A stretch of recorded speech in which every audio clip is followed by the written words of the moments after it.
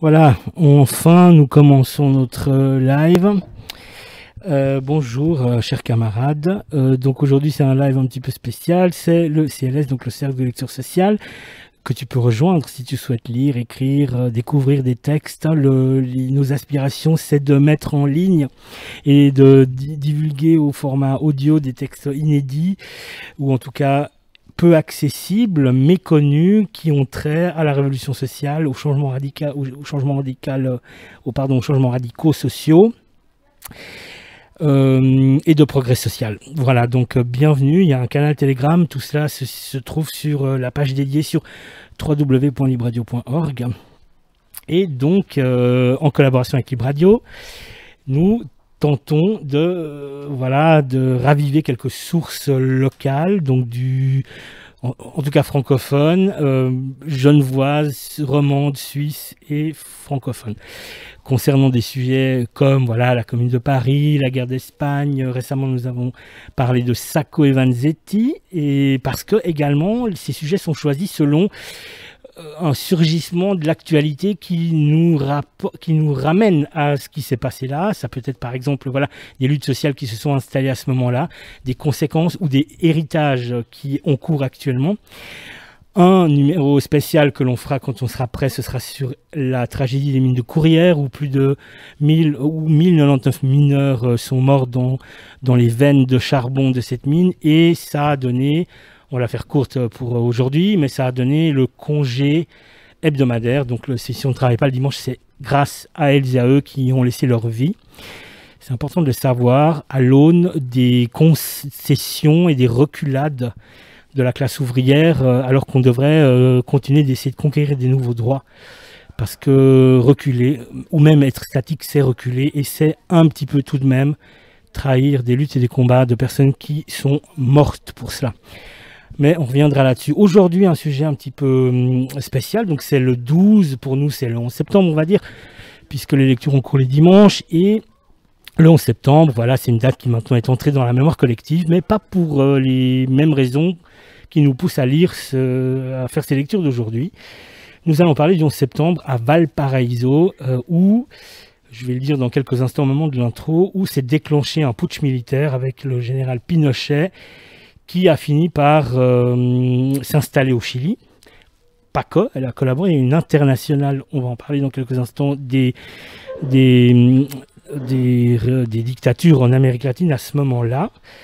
Au Chili, c'est le camarade président Allende qui en a fait les frais, puisqu'il s'est suicidé au Palais de la Moneda ce 11 avant midi. Voilà, alors ça c'est le sujet d'aujourd'hui, on va en parler tout de suite. Avant cela, je voulais juste encore rappeler que toutes ces choses-là, c'est sur Libradio, www.libradio.org. Bien entendu que toutes les personnes qui souhaiteraient venir nous aider, venir pratiquer, venir écouter, parler ou quoi, n'hésitez pas à nous contacter. L'adresse mail se trouve sur le site, et si jamais c'est la suivante, libradio@canalier.org. Voilà, alors on y va avec le texte que je me prends sous les yeux. Allez, c'est parti. Donc nous sommes 3 camarades ici qui allons les camarades vont effectivement citer, dire quelles sources ils lisent, et puis l'intégralité de ces sources, celles que l'on va lire, mais celles aussi que l'on ne va pas lire, parce qu'on ne peut pas tout lire aujourd'hui, seront mises à disposition sur le site de Libradio, sur la page CLS, Cercle de lecture sociale. Il arrive du 12 septembre 2021, le dimanche 12 septembre 2021. Nous sommes dans un lieu tout à fait particulier, et on ne va pas en dire plus.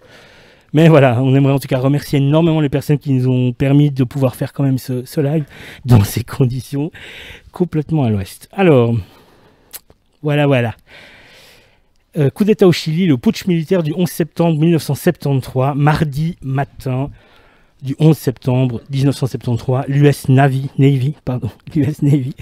et la marine chilienne manœuvrent conjointement au large de Valparaiso. Ce n'est pas anodin. À 3 heures, j'ai perdu la ligne, pardon. À 3 heures, la ville tombe sans même avoir pu réagir.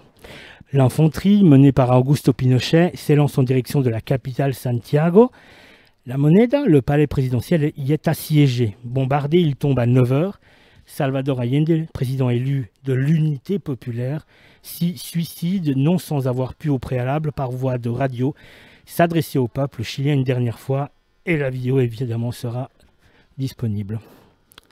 Il était intolérable pour l'ogre nord-américain qu'une démocratie d'unité populaire, socialiste réelle et opérationnelle, qui plus est élue, gouverne selon un programme de nationalisation des entreprises publiques, des réformes agraires, ce que l'on a appelé, de la voix même du camarade président, la voie chilienne vers le socialisme, ainsi donc que l'énonçait Allende, un deuxième Cuba selon Nixon et Kissinger.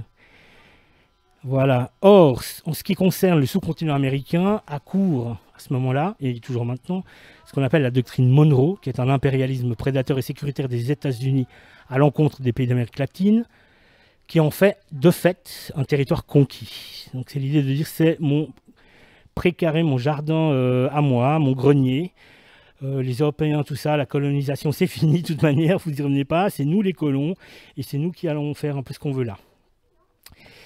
Ainsi, le camarade président Allende et son programme de très large nationalisation des entreprises chiliennes, y compris ayant trait au cuivre, dans les ressources de cuivre, eh bien, elles étaient...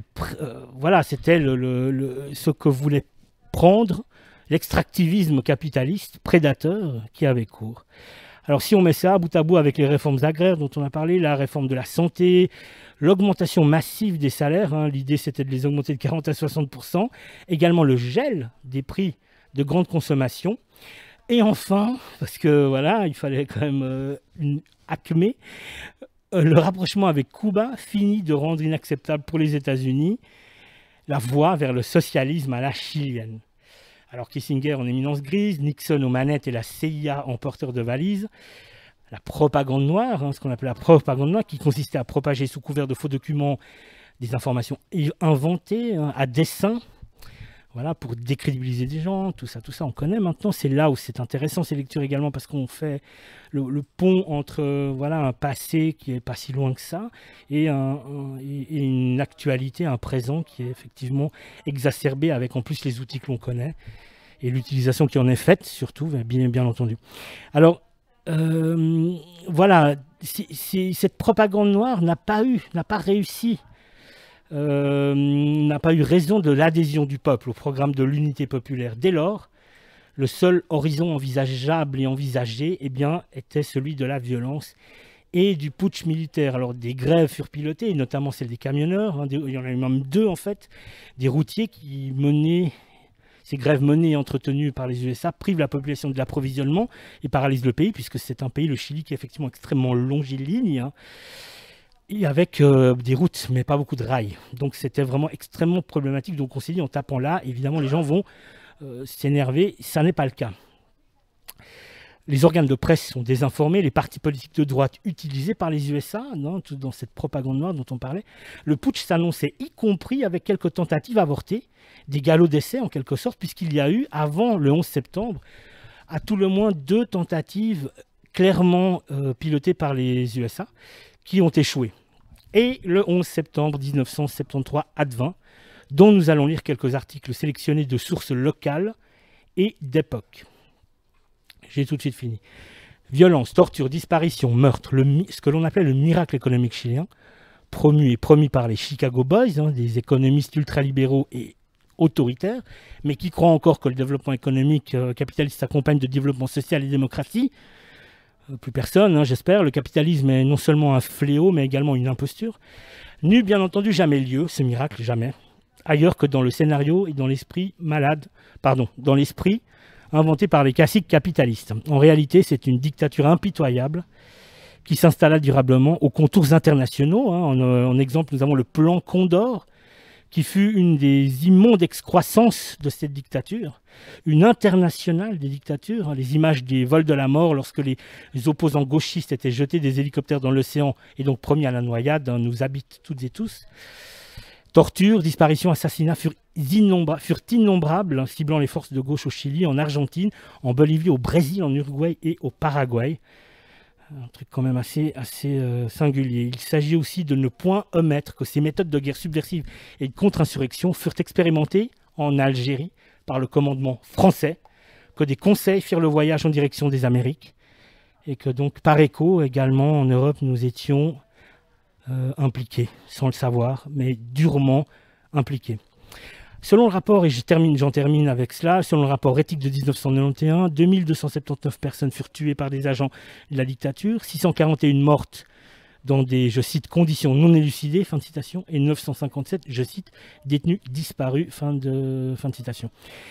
Près de 150 000 personnes ont été emprisonnées pour des motifs politiques, et 19 l'étaient encore fin 1993, 20 ans après. Selon un rapport remis au président Ricardo Lagos dans les années 2000, près de 27 255 personnes ont été torturées, y compris dans le funeste stade national, stade actuellement du Colo-Colo, dont un petit résidu de l'ancien stade est conservé à titre mémoriel. Il y eut des centaines de milliers d'exilés politiques, quelques dizaines ont été accueillis en Suisse, ni plus ni moins. Et pour en finir, Pinochet mourut à l'âge vénérable de 91 ans, dont la plus totale impunité, après avoir régulièrement été accueilli et invité par Margaret Thatcher, la dame de fer, anti-syndicaliste notoire en Angleterre, qui lui offrit soins, gîtes, couverts et des fleurs, tant qu'on y est. Voilà, j'ai fini. C'est désormais les camarades qui vont prendre la parole et lire les articles, donc à vous la parole. Journal d'Yverdon et du Nord vaudois du 13 septembre 1973. L'armée prend le pouvoir à Santiago. Le président Allende se serait donné la mort. Le coup d'état militaire qui a provoqué hier la chute du président Salvador Allende s'est déclenché à l'aube dans le port de Valparaiso. Il était environ 8h30 du matin lorsque le président Allende a appris que l'infanterie de marine s'était rendue maître du principal port chilien situé à 120 km à l'ouest de la capitale. Il s'est aussitôt rendu au palais présidentiel de la Moneda, en plein centre-ville, et s'est adressé au peuple par radio pour lui demander de se mobiliser sur les lieux de travail, dans les entreprises et les usines nationalisées. Vers 9h du matin, des unités de l'armée de terre ont occupé la place qui entoure le palais et les rues adjacentes, tandis que d'autres militaires et des carabiniers s'employaient à neutraliser les édifices stratégiques et à en prendre le contrôle. Une demi-heure plus tard, les radios aux mains de la gauche cessent brusquement leurs émissions et un communiqué annonçant qu'une junte militaire formée par les chefs des trois armes, air, terre et mer, et un général de carabiniers s'était constituée sous le nom de Junte militaire gouvernementale de libération nationale. La junte comprend le commandant en chef des trois armes, le général Augusto Pinochet, le commandant en chef des forces aériennes, le général Gustavo Leite, le vice-amiral José Toribio Medina, qui vient en second rang dans le commandement de la marine, et le général des carabiniers, police militaire, César Mendoza. Dès l'annonce de la constitution de la junte, l'armée a pris le contrôle des radios et des chaînes de télévision, et n'a cessé de publier des communiqués entremêlés de musique martiale pour informer la population du déroulement des opérations et distribuer des consignes sévères de maintien de l'ordre. La junte militaire a très rapidement pris des dispositions pour éviter toute contre-manifestation de la gauche. Elle a ordonné l'état de siège et le couvre-feu à partir de 18h locales et a interdit toute réunion ou rassemblement de personnes. La junte militaire a ordonné à un grand nombre de personnes considérées comme marxistes de se présenter devant les autorités sous peine de sanctions sévères, indique le communiqué numéro 10, publié par les forces armées. Parmi les personnalités sommées de se présenter devant les autorités figure la fille du président Salvador Allende, l'ancien ministre des Affaires étrangères M. Clodomiro Almeida et le président du Parti socialiste M. Carlos Altamirano. Le président Salvador Allende se serait donné la mort hier après-midi au palais de la Moneda, à Santiago de Chili, sans se rendre aux forces militaires qui auront renversé son gouvernement d'union populaire. Les auteurs de ces informations affirment avoir vu le cadavre du président socialiste ainsi que celui de son conseiller et ami personnel, le journaliste Augusto Olivares, qui se serait aussi suicidé. Un officier de l'armée a également confirmé cette information à l'AFP, mais la junte militaire qui a pris le pouvoir n'a pas annoncé officiellement la nouvelle. vers la guerre civile, la première question que l'on peut se poser quant à la suite des événements concerne la réaction des partis de gauche. Fort bien organisés et armés, la classe ouvrière et surtout l'extrême gauche ne vont certainement pas se rendre sans combattre. Dès lors, le spectre de la guerre civile, qui planait sur le Chili depuis des mois, pourrait bien se concrétiser dans un des pays qui était pourtant dans une des Amériques latines aux mœurs politiques les plus violentes, plutôt violentes. Un modèle de démocratie où l'armée ne s'était jamais départie de sa neutralité. Merci, camarade. Le Matin Tribune du 13 septembre 1973. Chili, l'indignation du monde entier. La junte militaire qui a pris le pouvoir mardi au Chili a enterré hier Salvador Allende et a averti les partisans armés du président défunt que, je cite, « les prisonniers seront fusillés sur place ». Fin de citation. Il y a eu des explosions dans certains quartiers industriels et des francs-tireurs barricadés dans les immeubles de bureaux ont échangé des coups de feu avec les patrouilles militaires qui passaient dans le centre de la ville. Les rues étaient vides de civils en raison du couvre-feu. Beaucoup de gens sont bloqués depuis mardi dans les bureaux et des hôtels. Personne n'a été autorisé à sortir, même pour rentrer chez soi ou pour se procurer des vivres. Toute activité professionnelle était interrompue. Selon les premières indications, le bilan du coup de force est élevé. Mais il n'existe aucun moyen de déterminer le nombre exact des morts ou des blessés. Les autorités militaires qui contrôlent les seules stations de radio autorisées à émettre n'ont cité aucun chiffre. Des journalistes ont reçu des informations selon lesquelles des combats avaient lieu entre l'armée des travailleurs occupant des usines pour protester contre le putsch. Au début du coup d'État, Allende avait demandé aux ouvriers d'occuper les usines pour défendre son gouvernement. Ce fut son dernier message. La junte a déclaré mercredi que le président qui était âgé de 65 ans s'était suicidé à l'arrivée des troupes au palais présidentiel. Mais M. Alvaro Bunster, ambassadeur du Chili en Grande-Bretagne, a déclaré qu'il doutait de cette version et qu'il pensait qu'Allende avait été tué. Je cite, « Il y a quelques semaines seulement, Allende avait dit qu'il ne se suiciderait pas, quoi qu'il arrive. » Fin de citation, a ajouté l'ambassadeur. Le journal péroniste El Mundo de Buenos Aires écrit pour sa part qu'il a appris d'un garde du corps d'Allende que ce dernier avait été tué. Les autorités ont menacé de faire sauter les immeubles si nécessaire pour déloger les tireurs embusqués. Les réactions des 5 continents. Le coup de force des militaires, la disparition tragique du président Allende ainsi que la fin de son expérience de socialisme dans la légalité ont provoqué une très vive émotion en France et dans le monde. La réaction suisse. Des manifestations ont eu lieu à Munich, à Rome et en diverses autres villes d'Europe et du monde. Le Premier ministre néerlandais, M. Jops den Uyl, a qualifié le renversement du président Allende, je cite, d'affaire effroyable. Fin de citation. Le ministre des Affaires étrangères de Finlande, M. Ahti Käräjäinen, de, je cite, stratégie. Fin de citation.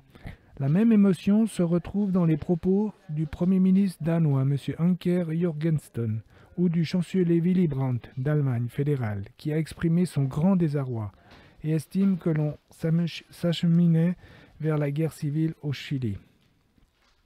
Le Parti radical démocratique genevois a, pour sa part, appelé les ouvriers du monde entier à soutenir les socialistes chiliens dans le combat continuera. En réaction contre le coup d'État, les gouvernements suédois et danois ont bloqué les prêts, respectivement des 43 et 20 millions de francs, qu'ils avaient décidé d'accorder au Chili pour aider à son développement. Réaction est celle de Moscou. L'agence soviétique TASS a ajouté le nom d'un nouveau combattant imminent à la liste des martyrs de la réaction et estime que certains journaux occidentaux verseront des larmes de crocodile sur le cadavre d'Allende. En Yougoslavie, le président Tito a adressé un télégramme de condoléances à la famille d'Allende, dont la mort, entre guillemets, devrait servir de leçon pour l'histoire et demeurer un brillant exemple pour tous les progressistes de l'humanité. Fermez les guillemets. Diverses associations internationales de travailleurs, comme la Confédération internationale des syndicats libres à Bruxelles, ou des dirigeants syndicaux du tiers-monde réunis à Genève par la Confédération mondiale du travail, ont également exprimé leurs émotions. En Amérique latine, les réactions sont restées dans l'ensemble modéré, bien que des jeunes gens aient organisé des manifestations pacifiques en Argentine, au Mexique ou au Costa Rica. Nous voilà 20 ans plus tard. Le Journal de Genève et Gazette de Lausanne du 13 septembre 1993. Un article rappelant les 20 ans du coup d'État au Chili. Le titre 1973-1993, le Chili se souvient. La répression sanglante qui accompagna le coup d'État militaire au Chili est dans toutes les mémoires. Aujourd'hui, le pays a retrouvé la démocratie, mais sous conditions. Bénéfice de ces 20 ans de pression, une économie qui fonctionne. C'était il y a 20 ans, le 11 septembre 1973.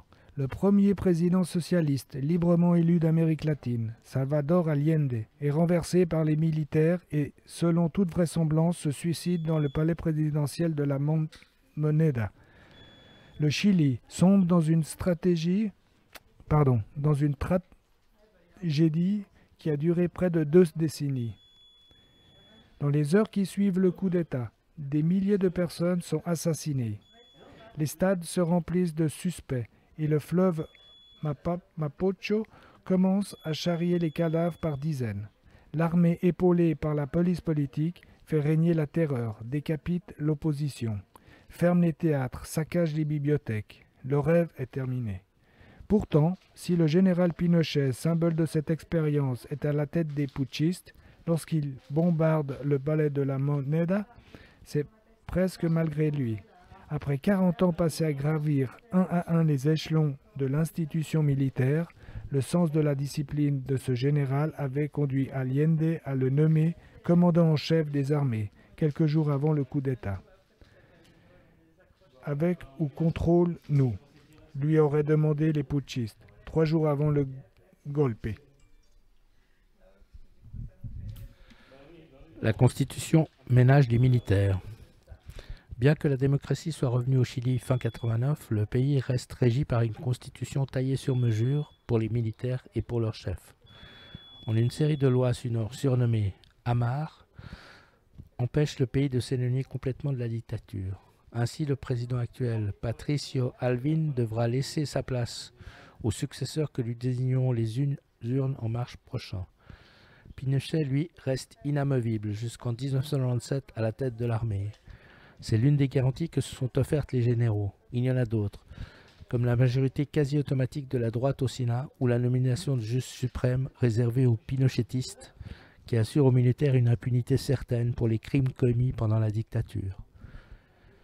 C'est le point le plus sombre de la transition chilienne. Quelques 1100 cas de disparus dont les proches ne connaissent pas le sort avec certitude et dont les coupables n'ont pas pu rendre des comptes. L'armée cherche à obtenir une loi point final, comparable à celle qui fut appliquée en Argentine par Raúl Alfonsín et qui les mettrait définitivement à l'abri des enquêtes. L'armée serait-elle prête à reprendre le pouvoir par la force si les investigations sur les crimes progressaient? Personne n'y pense. La menace communiste écartée, le contexte international a trop changé. Il reste qu'une bonne partie de la droite soutient encore ouvertement Pinochet. La dictature, de plus, a compromis passablement le monde et beaucoup préfèrent l'oubli à la divulgation des responsabilités sur la place publique. D'autant que l'économie ici se porte plutôt bien comparativement au reste du sous-continent américain.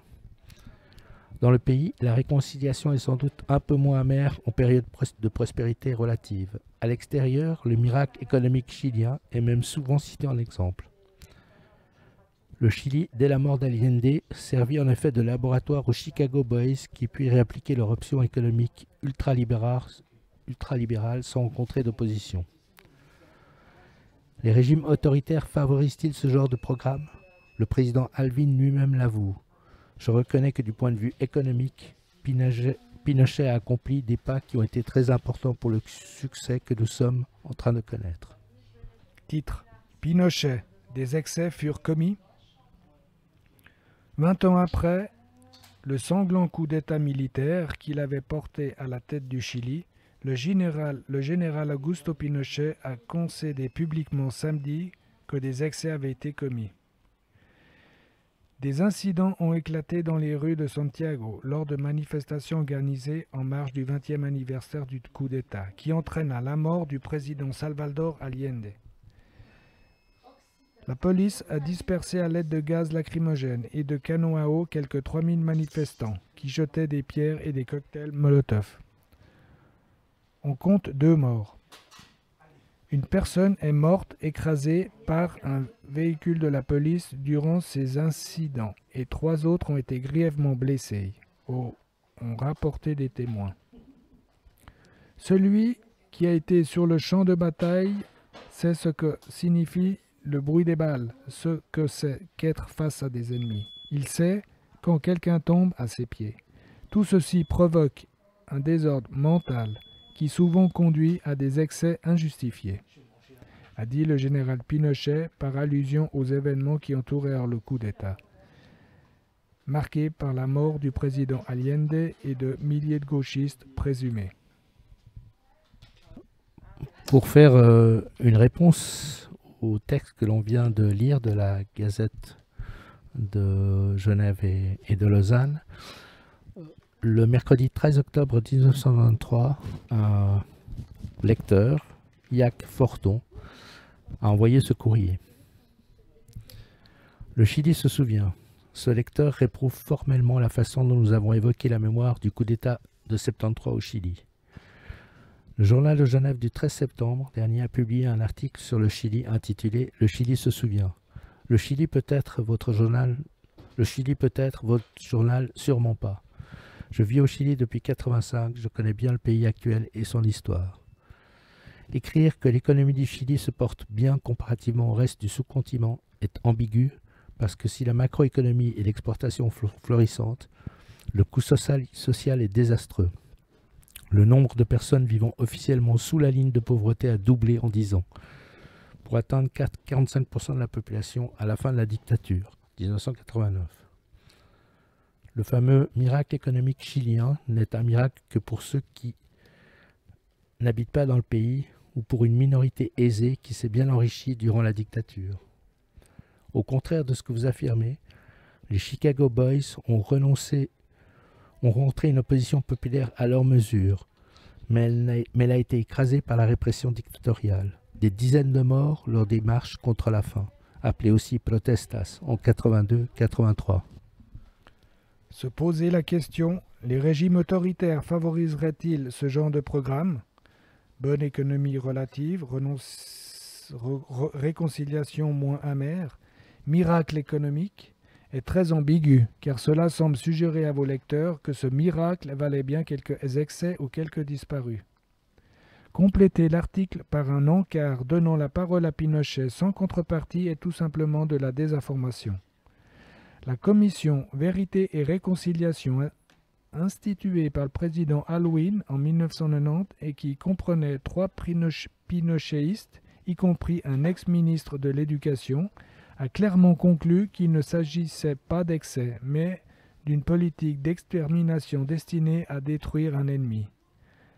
Entre parenthèses, rapport officiel, édition du journal La Nation de Santiago, page 107. Fermez la parenthèse. Et d'une volonté d'extermination de catégories déterminées de personnes et qui l'ont attribué un haut degré de danger politique. Il n'y a jamais eu de guerre en 1973. Les disparus sont presque tous des gens qui ont été enlevés de chez eux la nuit ou dans la rue ou à leur travail par des patrouilles militaires ou policières dont les membres sont parfaitement identifiés. De nombreux autres s'étaient spontanément présentés au commissaire de police sur convocation. Hormis quelques rares actions de résistance armée, les 2 premiers jours du coup et après 1983, le seul bruit des balles qui sifflent que le Chili a connu pendant 17 ans a été celui des armes des assassins des diverses polices secrètes du régime, et ce jusqu'à fin 1987. Voilà, alors voici l'article final de notre émission du jour. Il est tiré du mensuel Solidarité ouvrière, l'organe de l'Alliance syndicaliste. Donc c'est le courant syndicaliste révolutionnaire et anarcho-syndicaliste d'expression française. Numéro 30 de la 3e année. Il était vendu à 1 franc, donc une publication mensuelle. Et c'est le numéro d'octobre 1973. Le titre est le suivant: Chili. Les travailleurs n'étaient pas armés. On le rappelle, hein, toutes ces sources seront ensuite mises dans leur intégralité au libellé du podcast. De tout temps, les Versaillais ont le même visage. Les répressions des classes dominantes répètent toujours les mêmes images de travailleurs hagards, aux mains croisées derrière la nuque, qui marchent en files hallucinés entourés de silhouettes militaires. Quand la peur des possédants et des puissants devient trop forte, les dérisoires lois de la démocratie et le prétendu honneur militaire n'existe plus. La soldatesque se déchaîne. On tire au canon dans les quartiers populaires, on fusille au coin des rues. Qui est ouvrier, qui est pauvre, est suspect. La légaliste armée chilienne vaut bien les brutes de Galifet, ceux des Freikorps, et tous ceux qui souillèrent leurs uniformes du sang des travailleurs. En tuer le plus possible, pour être tranquille et jouir en toute quiétude des bienfaits de la civilisation, pendant que les mitrailleuses crépitaient, on sablait le champagne dans les beaux quartiers de Santiago. Notre bourgeoisie, dans sa presse et à sa radio, s'est réjouie, avec les sous-entendus habituels. Voyez ce qui vous attend si vous n'êtes pas sage. Ne soyons pas dupes aujourd'hui de ces larmes de crocodile, maintenant qu'elle voit que les militaires y vont un peu fort. Rappelons-nous qu'il nous faudra, quand les temps seront venus, nous montrer impitoyables. Pour toute une gauche européenne, la tragédie chilienne n'est pas seulement un sujet d'indignation et de douleur. Elle est aussi une révision déchirante de vérités simplificatrices. Gilles Martinet, dans le Nouvel Observateur, l'avoue. Il faut en finir sur ce point avec les niaiseries du programme commun, comme avec le romantisme des gardes rouges. Nous le suivons sur ce point, mais que propose-t-il en réponse? Il faut se gagner l'armée, à partir de l'armée? Invraisemblable naïveté ou impuissance à regarder les faits en face. Le gouvernement Allende, tout au long de son mandat, a cherché à se concilier le corps des officiers, à lui donner des gages, des assurances, des postes de ministres. Seule une petite partie des jeunes officiers avait rejoint l'unité populaire.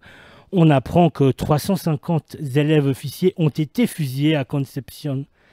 Quelques jours avant le putsch du 11 septembre, des liquidations physiques de soldats eurent lieu, notamment dans la marine. Les militaires ne sont pas des naïfs et leurs services de renseignement connaissent les militants et les sympathisants de gauche.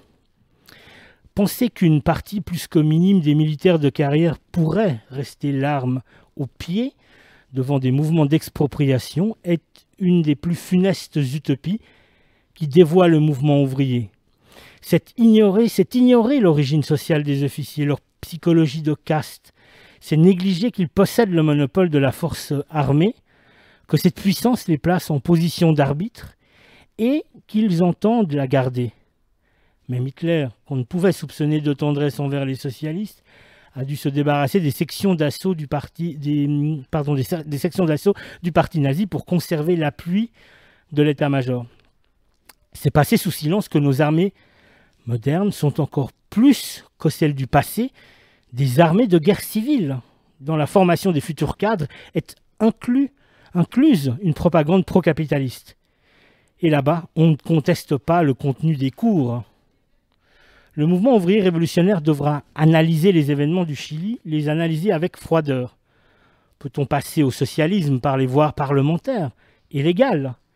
Est-il encore possible, l'a-t-il jamais été, de concevoir que des ministres socialistes pourraient décréter des socialisations, des expropriations dans le silence feutré des cabinets ministériels sans que dans la rue apparaissent armer, décider, organiser les forces réactionnaires? Ou bien, consciemment et méthodiquement, ne faudrait-il pas s'organiser solidement sur une base de classe, dans les usines, les chantiers, les champs, suspecter tous ceux qui sont intéressés à la survie du capitalisme, et particulièrement les forces armées, toujours légalistes et démocratiques jusqu'à l'instant où elles tirent. Rappelons-nous, camarades. Rappelons-nous, camarades. Rappelons-nous, camarades, les événements de Barcelone de juillet 1936. Les groupes de combat de la CNT surveillaient les mouvements de troupes, écoutaient leurs liaisons téléphoniques.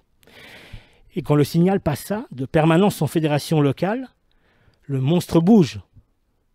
Tous les faubourgs industriels dévalèrent sur les casernes, armés de briques et de brocs, car là-bas aussi le gouvernement de Front Populaire n'avait pas accepté d'ouvrir les dépôts d'armes. Oui, après 3 ans, la guerre fut perdue. Oui, mais rappelons-nous que pendant quelques jours, le prolétariat armé, organisé dans ces syndicats révolutionnaires de la CNT et de l'UGT, sut briser un putsch militaire, en partant à l'assaut des casernes et en déclenchant la grève générale. Sans doute n'étions-nous pas en accord avec Allende et ses compagnons. Nous qui pensons que le socialisme ne naîtra pas par les urnes et que l'exploitation et l'oppression du travail ne pourront disparaître que par une révolte consciente et organisée des travailleurs, sans doute leur politique a en partie amené les travailleurs désarmés devant la réaction fascisante, mais n'oublions pas qu'ils sont morts pour le socialisme et saluons leur mémoire. Voilà pour l'article paru dans Solidarité ouvrière, l'organe de l'Alliance syndicaliste, anarcho-syndicaliste d'expression française. 3e année, numéro 30, vendu mensuellement au prix de 1 franc, c'est le numéro d'octobre 73. Voilà, camarades, je ne sais pas si vous voulez ajouter quelque chose, si ce n'est que je vais tout de suite vous donner le micro. Je trouve que cet article a quelque chose d'extrêmement actuel dans le rapport à la violence, dans les stratégies qui sont celles des caciques, de celles et ceux qui sont au pouvoir, et qu'il est intéressant de s'y intéresser, de voir que, évidemment, c'est de nouveau une histoire des vaincus et une contre-histoire qu'il s'agit pour nous de faire surgir pour que l'on n'oublie pas, que l'on n'oublie jamais et que surtout on cesse de reculer et également de rester statique parce qu'on le répète, rester statique c'est un peu reculer quand même. Salvador Allende, dans son dernier discours, a dit « L'histoire jugera, l'histoire a jugé ». On se souvient aujourd'hui de Salvador Allende qui a commis des erreurs mais qui a tenté l'impossible. Et Pinochet est devenu l'archétype du dictateur. Voilà, puis moi je me permets juste un point de sémantique ou de vocabulaire. Dans l'article, on cite 2 adjectifs qui peut-être sont inconnus, en fait un nom propre. Gallifet, c'était on appelle le marqué au talon rouge, un des principaux bouchers de la semaine sanglante lors de la Commune de Paris. Donc c'était un gradé, un militaire complètement assoiffé de sang. Et les Freikorps, ce sont des... Voilà, il y a eu la Première Guerre mondiale, Deuxième Guerre mondiale également, à plusieurs reprises, ce sont ce que l'on désigne des milices, qui peuvent être des milices citoyennes à un moment donné, enfin, issues de la société civile. Ça fait bizarre de dire comme ça. Extrêmement violentes et qui, rôdent dans les rues pour commettre des actes violents. Voilà, c'était juste pour préciser ça. Camarades, est-ce que pour aujourd'hui, on s'arrête là? Oui. Alors, le Cercle de lecture sociale, on le rappelle, cherche toujours des lieux singuliers pour aller y faire des lectures. On est mobile, on fait des directs live. Si des personnes qui souhaiteraient nous proposer des documents, vous êtes les bienvenus. Participez pour juste écouter, juste être avec nous dans le petit cercle-là, pour pourquoi pas parler, ou quoi, pour lire, pour proposer, pour écouter. Bienvenue. On serait ravis de vous compter parmi nous. Vous nous faites un petit mail, vous allez sur le site www.libradio.org, là il y a la page dédiée au CLS, Cercle de lecture sociale, c'est colonne de droite. Et puis sinon, vous faites un mail à libradio@canalier.org. Voilà, merci beaucoup, ciao.